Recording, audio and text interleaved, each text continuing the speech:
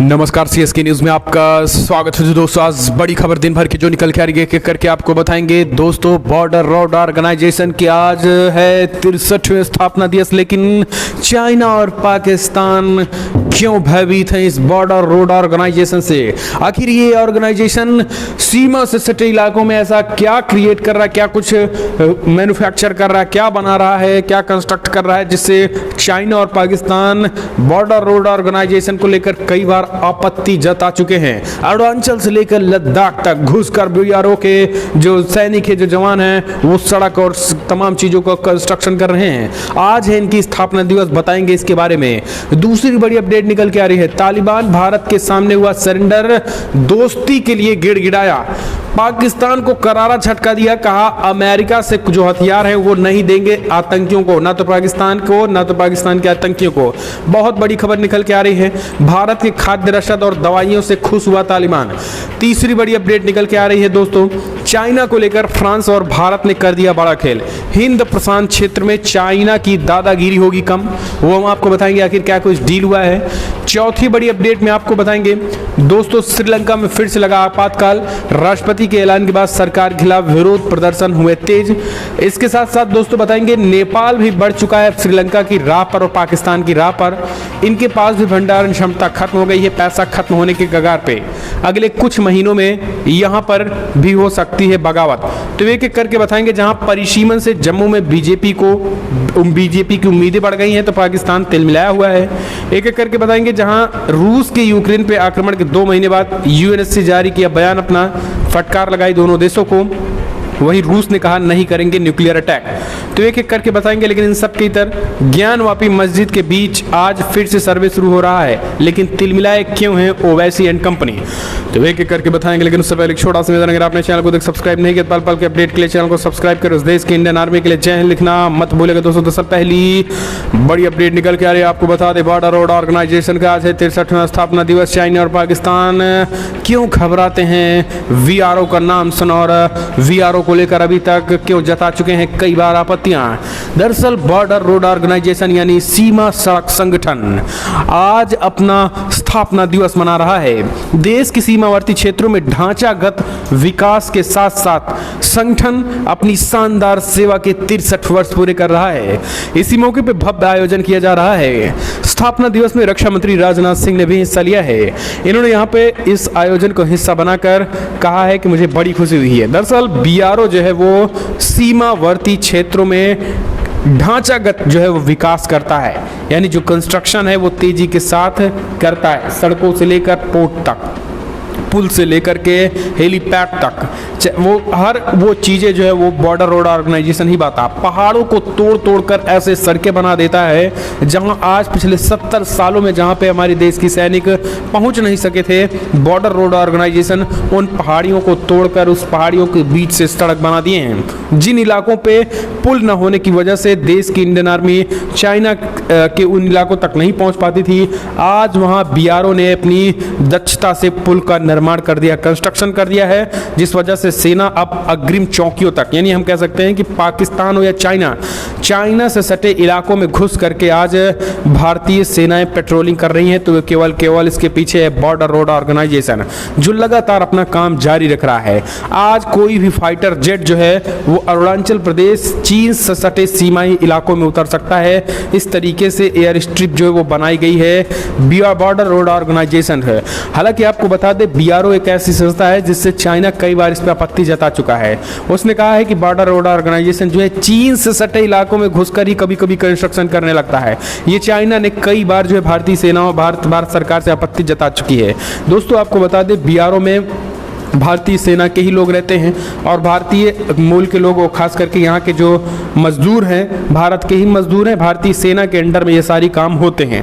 और ये खास करके सीमाई इलाकों में कंस्ट्रक्शन का काम करते हैं। ये उन इलाकों में काम करते हैं जहाँ पे देश की सभी संस्थाएं जो हाथ खड़ा कर लेती हैं, वहाँ पे कंस्ट्रक्शन नहीं कर पाती हैं, वहाँ बॉर्डर रोड ऑर्गेनाइजेशन काम करती हैं। बॉर्डर रोड ऑर्गेनाइजेशन 1960 में ये बनाया गया था। आपको बता दें, जहाँ पे अब तक 18 प्रोजेक्ट तक पहुँचा गया। उन्होंने बताया कि कि बॉर्डर रोड ऑर्गेनाइजेशन के द्वारा अब तक 60 किलोमीटर से अधिक सड़कें, 850 पुल, 19 हवाई पट्टियां, 4 सुरंगों को निर्माण किया जा चुका है और उन्हें बड़ी उपलब्धता हासिल की है। तो एक लाइक बनता ही है BRO के लिए। हम चलते हैं एक और अपडेट लेते हैं। बिग ब्रेकिंग निकल के आ रही है, हिंद प्रशांत क्षेत्र के लेकर चाइना को बड़ा झटका देने की तैयारी में है फ्रांस और भारत। दोस्तों, हिंद प्रशांत क्षेत्र में चीन की बढ़ती दादागिरी और आतंकवाद की चुनौतियों से भारत फ्रांस एकजुट होकर निपटेगा। यानी चाइना और पाकिस्तान दोनों से निपटने के लिए मोदी और मैक्रो के बीच बड़ी डील हो गई है। हमने आपको बताया कि कैसे मुस्लिम देश घबराए हुए हैं मैक्रो से डील के लेकर, लेकिन अब आपको बता दें कि चीन भी घबराया हुआ है। हिंद प्रशांत क्षेत्र में शांति, स्थिरता और समृद्धि कैसे आए, इसको लेकर भी बातचीत हुई है। साझेदारी पर सहमति जताई गई और दोनों देश ऐसे मुक्त और कानून आधारित हिंद प्रशांत क्षेत्र के पक्ष में है जहां अंतर्राष्ट्रीय कानून का पालन हो। वैसे दोस्तों, आपको बता दें, अगर किसी दूसरे देश से युद्ध होता है तो तीसरा देश नहीं आता है, ये बात सच है। और भारत को भी अच्छी तरीके से पता है कि अगर हम चाइना से तभी हम उलझेंगे जब हम पूरा सक्षम हो जाएंगे। फ्रांस तो केवल एक जरिया होता है। कोई भी देश से कूटनीतिक रिश्ते बनाना एक केवल और केवल कूटनीतिक रिश्ते होते हैं, लेकिन युद्ध जो है वो भारत स्वयं सक्षम है किसी से लड़ने के लिए। हम चलते हैं एक और अपडेट लेते हैं। बड़ी खबर निकल के आ रही है, तालिबान जो है भारत के सामने हुआ सरेंडर। कहा, हम भारत और पड़ोसी देशों से चाहते हैं दोस्ती, पाकिस्तान को नहीं देंगे हथियार। दोस्तों, आपको बता दें, तालिबान हो या अफगानिस्तान की जनता हो, मानवीय आधार पर मोदी सरकार ने उनको खाद्य रसद, गेहूं से लेकर के चावल तक तमाम चीज़ें भेजी जा रही हैं। दवाओं की ढेर भी भेजी जा रही है अफगानिस्तान में, किस तरीके से लोगों की स्वास्थ्य पर कोई असर ना पड़े, खाने पीने से मरे ना ये आतंकी। इस तरीके से मोदी सरकार मानवीय तौर पर मदद कर रही है। हालांकि अब इन मानवीय तौर पर मदद जो है वो कहीं ना कहीं इन आतंकियों की आंखें खुलने लगी है। तालिबानियों ने बड़ी बातें कही है। भारतीय मीडिया से बातचीत, इंडिया टुडे से बातचीत करते हुए तालिबान ने कहा है, हम मोदी सरकार और अपने पड़ोसी देशों से रिश्ते अच्छे चाहते हैं। हम नहीं चाहते हैं कि भारत से हमारे रिश्ते खराब हों। हम पाकिस्तान को लेकर उन्होंने स्पष्ट कहा है कि पाकिस्तान को जो अमेरिकी हथियार है, कई हथियार जो है वो सीमा पर मिल चुके हैं पाकिस्तान के आतंकियों के द्वारा। जो अमेरिकन हथियार है और माना जा रहा है कि जो अमेरिका अफगानिस्तान में हथियारों को छोड़ के चला गया था, वही हथियार जो है पाकिस्तान के आतंकियों के हाथ लगा है। इस सवाल के जवाब में भी पाकिस्तान के तालिबान ने कहा है कि फिलहाल ऐसी कोई बात नहीं है। हम अमेरिकी जो हथियार हैं वो पूरी तरीके से सुरक्षित तालिबान के हाथ में हैं। किसी भी तरीके से पाकिस्तान के हाथ में हम नहीं देने वाले हैं और ना ही पाकिस्तान के आतंकियों के हाथ वो लगने वाले हैं, किसी ऐसे संगठन के जो भारत विरोधी मुहिम चलाता हो। तो ये स्पष्ट तरीके से तालिबान का कहना है और उन्होंने कहा कि हम भारत से भी अच्छे रिश्ते चाहते हैं। कश्मीर मुद्दे पर उन्होंने कुछ नहीं बोला और कश्मीर मुद्दे पर दोस्तों पूरी तरीके से वो चुप्पी साधे रहे। यानी उनको भी लगता है कि कश्मीर भारत का भिन्न अंग है और इसमें इंटरफेयर करना मूर्खता की बात है। लेकिन दोस्तों, यहाँ पर सबसे बड़ी बात यह है कि अब देखने की बात होती है जो तालिबान ने कहा है वो कितना कर पाता है। हम चलते हैं एक और अपडेट। श्रीलंका में आधी रात से फिर लगा आपातकाल। राष्ट्रपति के ऐलान के बाद सरकार के खिलाफ विरोध प्रदर्शन पर पाबंदी। श्रीलंका के राष्ट्रपति गोटाबाया राजपक्षे ने शुक्रवार को आपातकाल का ऐलान कर दिया है। ऐसे में सुरक्षा बलों को देश में जारी आर्थिक संकट से लेकर सरकार के विरोध में किए जा रहे प्रदर्शनों से निपटने के लिए दूसरी बार व्यापक अधिकार मिल गए हैं। आपातकाल के संबंध में राष्ट्रपति के एक प्रवक्ता ने कहा है कि बिगड़ते आर्थिक संकट को लेकर राष्ट्रपति गोटाबाया राजपक्षे के इस्तीफे की मांग को लेकर ट्रेड यूनियनों ने शुक्रवार को देशव्यापी हड़ताल भी की है। ऐसे में लॉ एंड ऑर्डर को बनाए रखने के लिए आधी रात के बाद आपातकाल लागू कर दिया गया है। राष्ट्रपति की ओर से यहाँ ऐलान किए ऐसे समय में किया गया है जब छात्र कार्यकर्ताओं ने देश की संसद का घेराव करने की चेतावनी दी थी। देश में आर्थिक संकट से निपटने में नाकाम रही सरकार को हटाने की मांग को लेकर ट्रेड यूनियनों ने देशव्यापी हड़ताल शुरू कर दी है। तो दोस्तों, श्रीलंका में भी हालात खराब हैं। हम चलते हैं एक और अपडेट। रूस यूक्रेन जंग के बीच यूएन महासचिव ने पुतिन और जेलेंस्की से की मुलाकात, तत्काल शांति कायम करने की बात कही। दरअसल आपको बता दें, यूएन महासचिव ने पुतिन और जेलेंस्की से मिलकर अपना नया स्टेटमेंट जारी करते हुए दोनों देशों से शांति बनाए रखने की अपील की है और ने कहा, शांति रखो सोना मिलेगा। यानी शांति बनाए रखो तभी सब कुछ संपन्नता आएगी, वरना इस तरीके से लड़ते भिड़ते कटते मरते रहोगे तो कुछ होने वाला नहीं है। रूस को भी कहा गया है कि तत्काल हमले रोके। हम चलते हैं और अपडेट लेते हैं। दोस्तों, जो हाल श्रीलंका का हुआ वही हाल अपने पड़ोसी मुल्क नेपाल का भी होने वाला है। अच्छी बात तो नहीं है, लेकिन इसे हम बुरा भी नहीं कर सकते। नेपाल की विदेशी मुद्रा भंडार तेजी से खाली हो रही है। आयात बिल बढ़ने के कारण देश का व्यापक घाटा जो बढ़ता जा रहा है। और उसका असर विदेशी मुद्रा भंडार पर पड़ रहा है। इसको लेकर अब अंदेशा जताया जा रहा है कि नेपाल लंबे समय तक अपने आयात के मौजूदा स्तर को कायम नहीं रख पाएगा। विश्लेषकों के मुताबिक इस वित्त वर्ष में नेपाल के आयात की मात्रा बढ़ी है। उधर कई आयातित वस्तुओं के महंगी हो जाने के कारण उनके लिए ज़्यादा कीमत चुकानी पड़ी है। अंतर्राष्ट्रीय बाजार में कच्चे तेल और दूसरी कई जरूरी चीज़ों के दाम बढ़ने के खराब असर नेपाल के राजकोष पर पड़ रहा है। नेपाल का कुल जितना अंतर्राष्ट्रीय कारोबार होता है उनमें 90% हिस्सा आयात का है, इसलिए आयात बिल बढ़ने का उसका आर्थिक हालात पर सीधा असर पड़ता है। हम चलते हैं एक और अपडेट लेते हैं। दोस्तों, बड़ी खबर निकल के आई है। रूस के यूक्रेन पर आक्रमण के 2 महीने बाद यूएनएससी ने, हमने आपको बताया, जारी किया बयान। अगली अपडेट आपको बता दें, डिलिमिटेशन इन जम्मू कश्मीर यानी परिसीमन से जम्मू कश्मीर में बीजेपी की उम्मीदें बढ़ी, लेकिन घाटी अब भी दूर की कौड़ी। दरअसल केंद्र ने परिसीमन की प्रक्रिया पूरी होने के बाद जम्मू और कश्मीर में चुनाव कराने का वादा किया है, लेकिन अब इस सवाल बहुत संदेह और अनिश्चितता पैदा करता है। भारत का चुनाव आयोग कब मतदान की तारीखों की घोषणा करेगा, और खासकर कश्मीर घाटी में। हालांकि आयोग की नई चुनावी मानचित्र को देखकर लगता है कि अपने दम पर देश के एकमात्र मुस्लिम बहुल राज्य में बीजेपी सत्ता पर काबिज होने की संभावना बढ़ गई है। अब इस नए मानचित्र में सत्ता का केंद्र भगवा पार्टी के गढ़ जम्मू की ओर झुका दिया गया है, लेकिन फिर भी कुछ कमियां रह गई हैं जिन पर बीजेपी के चुनाव प्रबंधनों को ध्यान देने की जरूरत है। दोस्तों, जम्मू कश्मीर में बीजेपी की सरकार बनेगी और उसे कोई रोक नहीं सकता है। यही कारण है कि इस परिसीमन आयोग के बाद कई चीज़ें स्पष्ट कर दी गई हैं। हम चलते हैं एक और अपडेट लेते हैं। दोस्तों, अगली अपडेट निकल के आई है, जहां ज्ञानवापी मस्जिद को लेकर आज फिर से सर्वे करने पहुंची टीम। दरअसल आपको बता दें, कल जोरदार हंगामे के बाद ज्ञानवापी मस्जिद का सर्वे किया गया। हालांकि वो सर्वे जो है वो आधा अधूरा रहा, लेकिन अब आज भी सर्वे को फिर से कराए जाने को लेकर आदेश दे दिए गए हैं। ज्ञानवापी मस्जिद का सर्वे जो है बड़ी ही शांतिपूर्ण ढंग से किया जाएगा। आपको बता दें, सर्वे कराने के बीच एक रिपोर्ट निकल के आई है, जहां पर कई मुस्लिम संगठनों ने जो है वो अंदर जाने नहीं दे रहे हैं। मसाजिद जो इंतजामिया कमेटी है वो अंदर जाने से रोक रही है। कल हालांकि पूरी तरीके से अंदर जाने नहीं दिया था, और मुस्लिमों ने कहा है कि इस कमिश्नर को बदला जाए, यानी जो वर्तमान में कमिश्नर मिश्रा जी हैं उनको बदला जाए, क्योंकि वो कुछ न जाने क्या क्या आरोप लगाए हैं। हालांकि आपको बता दें, आज फिर से वीडियोग्राफी जारी है। इस बीच असदुद्दीन ओवैसी का भी रोना शुरू हो गया है।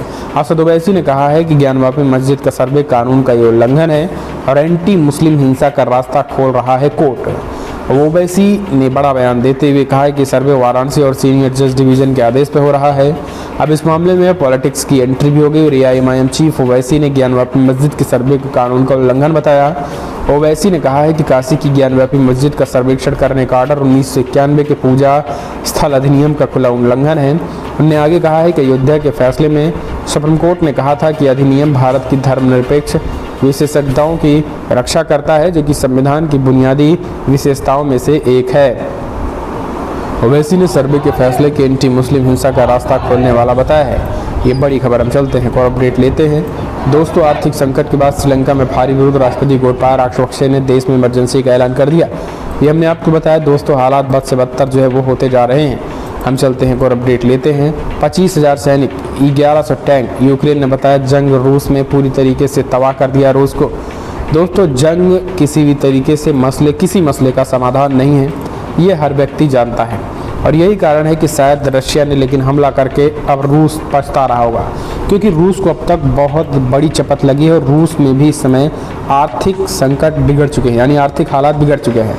वैसे आपको बता दें, रूस हथियारों से संपन्न देश भले ही है, लेकिन आर्थिक संपन्न उतना देश नहीं है, अर्थव्यवस्था उतनी मजबूत उनकी नहीं रहती है, और युद्ध करके ये कहीं ना कहीं उसको और ख़राब कर दिया। और जो युद्ध इतने महीने चला, इसमें तो समझो उनको और घाटा लगा। यही कारण है कि यूक्रेन ने दावा किया है कि अब तक हमने 25,000 सैनिकों को मार दिए हैं, 11,000 टैंकों को तबाह कर दिया है, और न जाने कितने फाइटर जेट और हेलीकॉप्टर को गिरा दिया है, 2700 के करीब बख्तरबंद वाहन, यानी न जाने कितना खरबों डॉलर रुपए का नुकसान रूस का हो गया है। और जो प्रतिबंध लगे सो अलग, लेकिन मिला क्या अभी कुछ पता नहीं है। तो ये चीज़ें जो है रूस भी अच्छी तरीके से जानता है, और यही कारण है कि अब युद्ध जो है वो समाप्ति की तरफ धीरे धीरे बढ़ रहा है। हालांकि रशिया भी लगातार हमले कर रहा है। एक और अपडेट, ब्रिटेन में भारतीय कंपनियों का बढ़ा राजस्व, करीब 5 लाख रोजगार सृजित। दरअसल दोस्तों, दुनिया भर में भारतवंशी जो है अपना लोहा मनवा रहे हैं, डंका बज रहा है। ब्रिटेन में भारतीय लोगों के स्वामित्व वाली कंपनियों की संख्या पिछले साल 850 से बढ़कर 900 हो गई है। एक शोध में बताया गया है कि इन फर्मों को न सिर्फ राजस्व बढ़ा है बल्कि करीब 5 लाख रोजगार का भी सृजन हुआ है। बृहस्पतिवार को 2022 इंडिया मीट्स ब्रिटेन ट्रैकर नामक शोध जारी हुआ। शोध को बताया गया है कि इन कंपनियों ने 1,41,000 लोगों को रोजगार दिया, जो 2021 के रोजगार आंकड़े 1,16,000 के मुकाबले अधिक है। वहीं इन कंपनियों को संयुक्त राज्य भी 54 अरब पाउंड रहा है, जो पिछले वर्ष के आंकड़े में 50 अरब पाउंड से ज़्यादा है। तो दोस्तों, ये चीज़ें जो है वो खबरें निकल के आ रही हैं। हम चलते हैं एक और अपडेट लेते हैं। बिग ब्रेकिंग निकल के आ रही है दोस्तों, जहां विदेश मंत्री एस जयशंकर इटली में अब बजा रहे हैं भारत का डंका। विदेश मंत्री डॉक्टर एस जयशंकर ने गुरुवार को भारत की यात्रा पर आए इटली के विदेश मंत्री लुइगी डी मायनो के साथ द्विपक्षीय वार्ता की। इस दौरान दोनों नेताओं ने 2020 और 24 एक्शन प्लान को लागू करने का प्रगति समेत द्विपक्षीय संबंधों के सभी आयामों की समीक्षा की गई। इस एक्शन प्लान को नवंबर 2020 के हुए वर्चुअल शिखर सम्मेलन में स्वीकार किया गया। इस बैठक को लेकर विदेश मंत्रालय ने बताया कि दोनों नेताओं ने पिछले साल एनर्जी ट्रांजिशन पर भी भारत इटली रणनीतिक भागीदारी को लागू करने की चर्चा की गई। उन्होंने गैस परिवहन, ग्रीन हाइड्रोजन, बायोफ्यूल और ऊर्जा भंडारण के क्षेत्रों में भी भागीदारी की संभावनाएं तलाश करने पर सहमति जताई है। तो दोस्तों, इटली से भी लगातार भारत के जो संबंध जारी हैं। एक और अपडेट लेते हैं, बग्गा की हुई सकुशल रिहाई। दोस्तों, आपको बता दें, घर पहुंचते ही तेजिंदर बग्गा ने कहा है कि केजरीवाल कश्मीरी पंडितों से माफ़ी मांगें, वरना हम तब तक केजरीवाल के खिलाफ मोर्चा खोले रहेंगे। कल कोर्ट में पेशी के बाद बग्गा घर पहुंच चुके हैं। भड़काऊ बयान देने के बीच आपको बता दें, जिस तरीके से अवैध तरीके से पंजाब पुलिस आई और तेजिंदर पाल सिंह बग्गा को गिरफ्तार किया, और बग्गा की गिरफ्तारी के बाद जिस तरीके से कल हंगामा हुआ, दिल्ली पुलिस ने अपने कब्जे में लिया, फिर घर लाकर कोर्ट में पेशी करने के बाद छूट हुई। अब उसके बाद तेजिंदर बग्गा जो है कहीं ना कहीं एक तरीके से राहत महसूस कर रहे हैं, लेकिन केजरीवाल के खिलाफ और हमलावर हो गए हैं। उनका कहना है कि हम केजरीवाल के खिलाफ मोर्चा खोले रहेंगे, क्योंकि केजरीवाल ने कश्मीरी पंडितों का अपमान किया है। द कश्मीर फाइल पर केजरीवाल का बयान ये दर्शाता है किस तरीके से ठीक नहीं है। केजरीवाल घर के बाहर प्रदर्शन करेंगे, बग्गा कहा मुझे आतंकी की तरह गिरफ्तार किया गया है, हम पूरी तरीके से इसके खिलाफ हैं और केजरीवाल के घर के बाहर वो प्रदर्शन करेंगे। ये तेजिंदर बग्गा ने बड़ा ऐलान कर दिया है। हम चलते हैं एक और अपडेट लेते हैं दोस्तों, बड़ी एक निकल के आ रही है, और जहां पे आपको बता दें, ताहिर हुसैन को कोर्ट ने नहीं दी जमानत, कहा ये दंगाई है और दंगा कर सकता है।